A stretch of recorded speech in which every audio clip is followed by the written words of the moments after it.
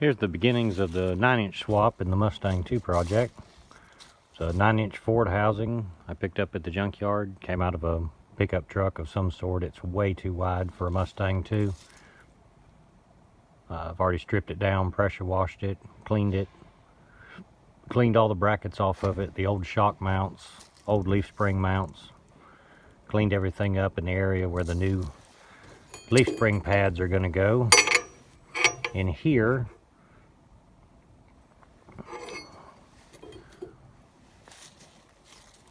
for the initial build of this car, I'm going to use the stock leaf springs. I've cleaned them up.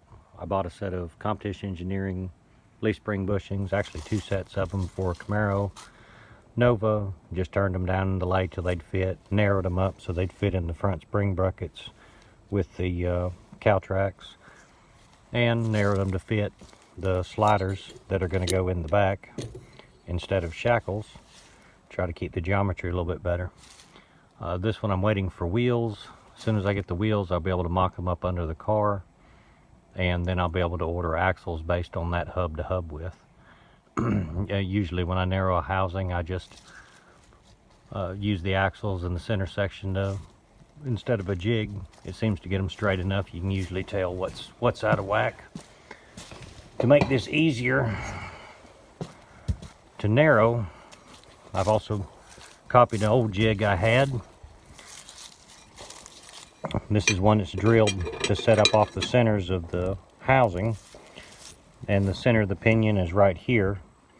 Then you just take a tape measure. Once you know your housing width, you take your tape measure to confirm it here to here, and then you can narrow it evenly, which is helpful, especially on rear ends like 8.8s in some cars and some 9 inches. They have a pinion offset from the factory, and I like for them to be 0, not have any offset when I can.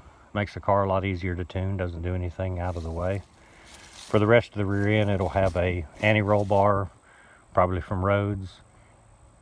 The Mustang 2s have a fairly wide frame rail width in the back. If you can call that a frame rail, it's just kind of a C-channel and sheet metal. It's not even boxed in like say a Fox body Mustang. It'll take a little bit of extra reinforcing so it's not flimsy.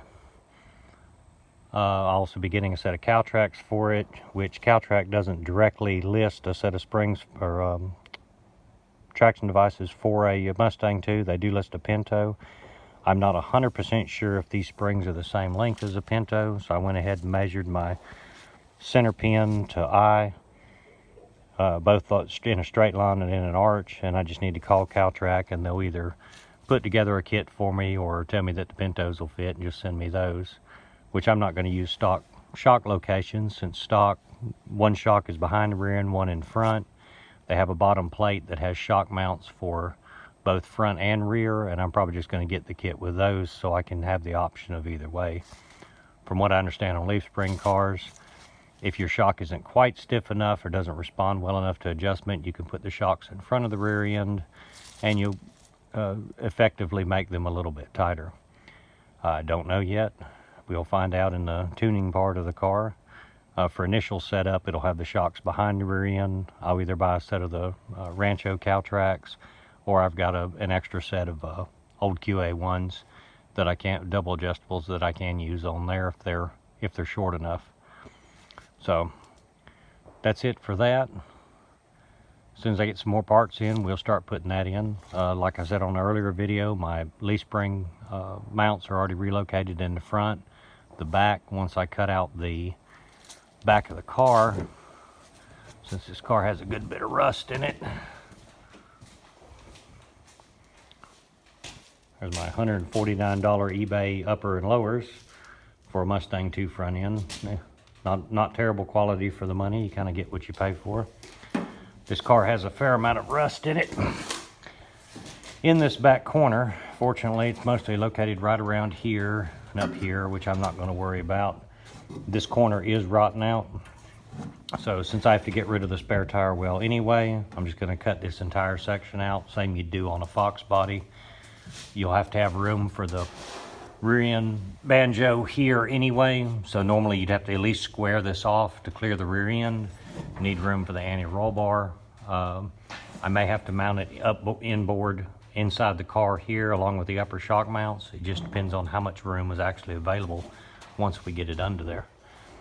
Due to the rust in the car here, this right here is the end of the frame rail.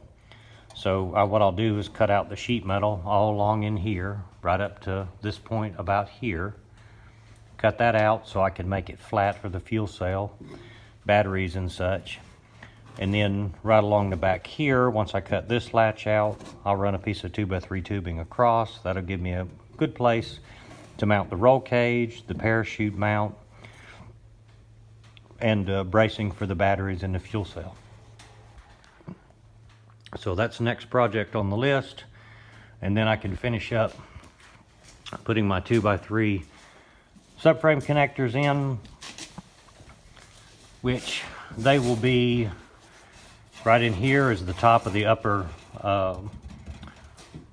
frame rail. Those sheet metal frame rails that are under the factory car.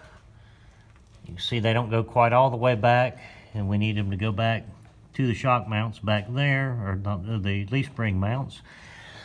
So instead of just buying a set, what we'll do is be opening up this sheet metal all the way down and then welding the 2x3 in. It'll lay right in there, weld it in along there, box it in right back here at the leaf spring mount, and run outriggers over here to both have the cage something to mount to and give a solid place for the leaf spring bucket. And also in the front up here, because as you can see, there's some holes in here from rust. So we'll run a piece of 2x3 attached to here over, and that'll give the front part of the roll cage, the windshield bars, something to attach to. Once all that's done and the back's done, it will be ready to put the cage in. I will have to run bars out of the front, I believe. All of this, unlike a Fox body, all this is hollow on the inside. It's very insubstantial. I wasn't planning on putting a mid-mount in this car, so it would probably twist the front end pretty bad with just a motor plate on it. But other than that, should have enough room for our distributor right here. I'll probably have to notch this little piece out right here where the firewall and the cowl meet in order to be able to get to the wires. This car won't have an intercooler, so the charge tube will be coming off the front, going right into each turbo on each side. The turbos, from the measurements off the DNA motoring headers I found, looks like the turbos, I can get them to sit right in here, right behind the core support.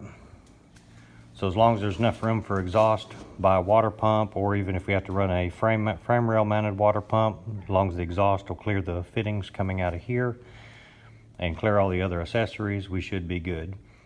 The only other thing I think I'm gonna add on here, since I'm not gonna run a vacuum pump or a dry sump or anything, is an alternator, and it should fit driver's side low, and that will keep it out of the way in case I ever want to put a vacuum pump or a dry sump pump on here. Putting a dry sump on this motor actually made it a lot easier to go in here.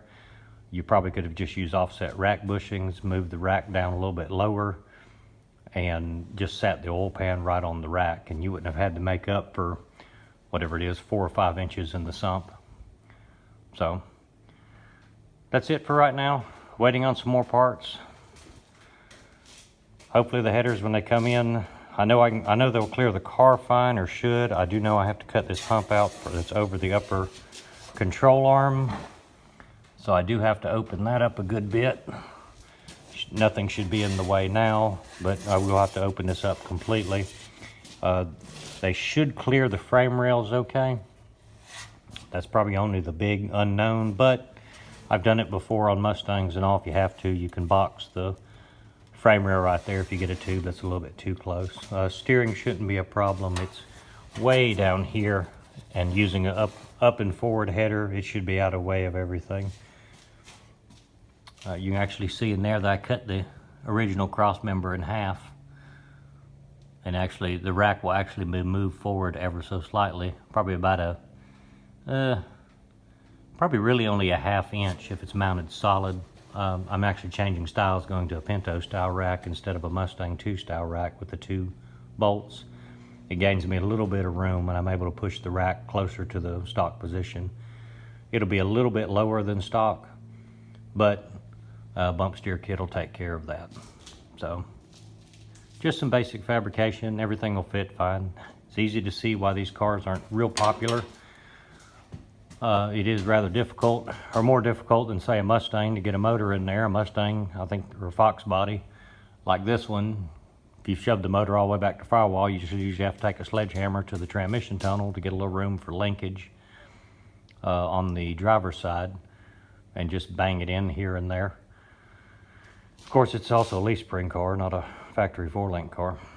But so far, everything looks good. This is the most out of the way thing. Probably the hardest part on the whole deal is just getting this sorted out for the cross member up front. Other than that, everything's pretty straightforward, just like it would be on a Nova, Camaro, or anything else. So that's it for now. Like or subscribe. Thank you.